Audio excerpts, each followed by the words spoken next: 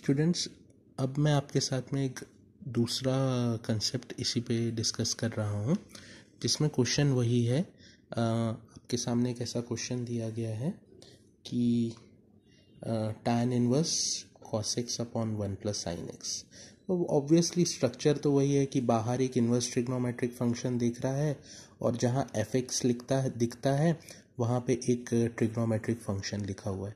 लेकिन ये जो ट्रिग्नोमेट्रिक फंक्शन है आपको इसको रिड्यूस करते बनना चाहिए। किस फॉर्मेट में? tan इनवर्स के फॉर्मेट में। मतलब कैसे भी इसको कन्वर्ट करो tan इनवर्स के फॉर्मेट में। tan इनवर्स मतलब tan के फॉर्मेट में। तो इसके लिए फॉर्मूलेज हैं, वो फॉर्मूलेज ट्रिग्नोमेट्रिक के बेसिक फॉर्मूलेज हैं, वो आपको याद होने चाहिए। ठीक है, तो सबसे पहले देखो मैंने cos x का फॉर्मूला लिखा है। मतलब आपको कहीं पे भी सिर्फ cos x दिख रहा है तो आप cos x को क्या क्या लिख सकते हो? sin π/2 माइनस एक्स भी लिख सकते हो। आप ऐसा नहीं लिखना चाहते तो उसको ऐसा भी लिख सकते हो, 2 sin π/4 minus X upon 2 cos π/4 minus X upon 2। ठीक है, तो अगर आपको कहीं पे ऐसा क्वेश्चन दिख रहा है cos x, तो cos x की जगह आप ऐसा भी कॉपी कर सकते हो। रिक्वायरमेंट आपको देखनी पड़ेगी, नहीं तो आप ये वाला फॉर्मूला भी लिख सकते हो। पिछले पेज पे मैंने आपको sin x के लिए फॉर्मूला बताया था। sin 2x या sin x दिख रहा है तो आप ये वाला फॉर्मूला यूज कर सकते हो। 1 प्लस cos x दिख रहा है तो ये वाला फॉर्मूला यूज कर सकते हो। 1 माइनस cos x दिख रहा है तो ये वाला फॉर्मूला यूज कर सकते हो। तो इसी तरीके से इसी कड़ी को आगे बढ़ाते हुए यहाँ पे अगर आपके पास cos x दिख रहा है तो मैंने ये दो फॉर्मूले आपको बताए हैं। एक है sin π/2 माइनस एक्स और एक है 2 sin π/4 minus X upon 2 cos π/4 minus X upon 2। और एक और फॉर्मूला है जो है 1 प्लस साइन एक्स का। इस साइन एक्स को लिख दिया cos π/2 माइनस एक्स, और 1 प्लस cos x का फॉर्मूला रहता है 2 cos square π/4 minus X upon 2। ये फॉर्मूला ध्यान रखना, 1 प्लस साइन एक्स का फॉर्मूला है ये, 1 प्लस cos x का। ठीक है, 1 प्लस साइन एक्स का ये फॉर्मूला होता है, या 1 प्लस साइन एक्स को आप ऐसा ब्रेक करके लिख सकते हो। अब देखो ये वाला क्वेश्चन था, इसमें था tan inverse cos x upon 1 plus sine x. तो cos x का तो ये फॉर्मूला था मेरे पास में, 2 sin π/4 minus X upon 2 cos π/4 minus X upon 2। मैंने वही वाला फॉर्मूला देखो यहाँ न्यूमरेटर में कॉपी करके रखा है,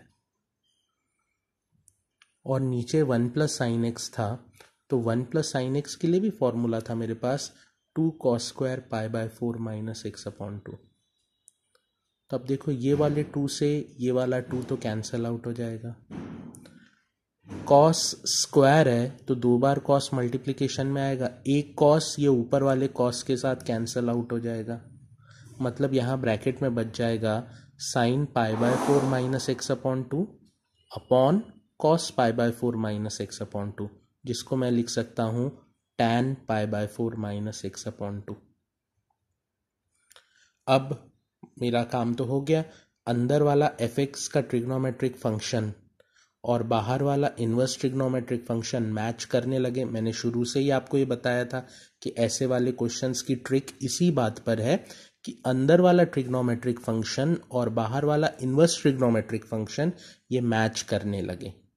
तो मैंने अब मैच करा दिया, ये दोनों मैच कर रहे हैं, तो ये इन्वर्स ट्रिग्नोमेट्रिक फंक्शन अंदर वाले ट्रिग्नोमेट्रिक फंक्शन का इफेक्ट खत्म कर देगा। तो y सिर्फ काय के बराबर बन जाएगा π/4 माइनस एक्स अपॉन 2, क्योंकि tan inverse of tan x केवल x के बराबर होता है, तो y काय के बराबर बन जाएगा π/4 माइनस एक्स अपॉन 2। अब दोनों ही तरफ LHS और RHS में d/dx का ऑपरेटर लगाया तो ये बन गया dy/dx is equals to d/dx of π/4 minus X upon 2। क्योंकि ये तो कांस्टेंट टर्म है, इसका डिफरेंशिएशन 0 हो जाएगा और माइनस एक्स अपॉन 2 का डिफरेंशिएशन आ जाएगा -1 अपॉन 2। आई होप ये आपको क्वेश्चन समझ में आया होगा। और इस क्वेश्चन को करने का जो तरीका है, ये फॉर्मूलेज हैं, ये फॉर्मूले याद होना कंपल्सरीली इम्पॉर्टेंट है। क्योंकि अगर ये फॉर्मूले आपको याद नहीं रहे, इसको जो मैं ब्लैक पेन से लिखा हुआ हूँ प्लीज़ ध्यान रखिएगा, है ना। ये आप कहीं अपने एक शीट पे, एक चार्ट पे बना के रखिए, जिससे आपको जब जब ये फॉर्मूले यूज़ हो रहे हैं तो रिकॉल रहें, ठीक है। तो प्लीज़ इसका ध्यान रखिएगा। और अब इसके बाद में मैं कुछ क्वेश्चंस आपको प्रैक्टिस के लिए दूंगा जो कि इन फॉर्मूलेज पे ही बेस्ड हैं। आपको सिर्फ फॉर्मूला लगाना है और क्वेश्चन को छोटा कर कर क्वेश्चन का डिफरेंशिएशन करके रख देना है, ठीक है। चलिए, ओके, थैंक यू।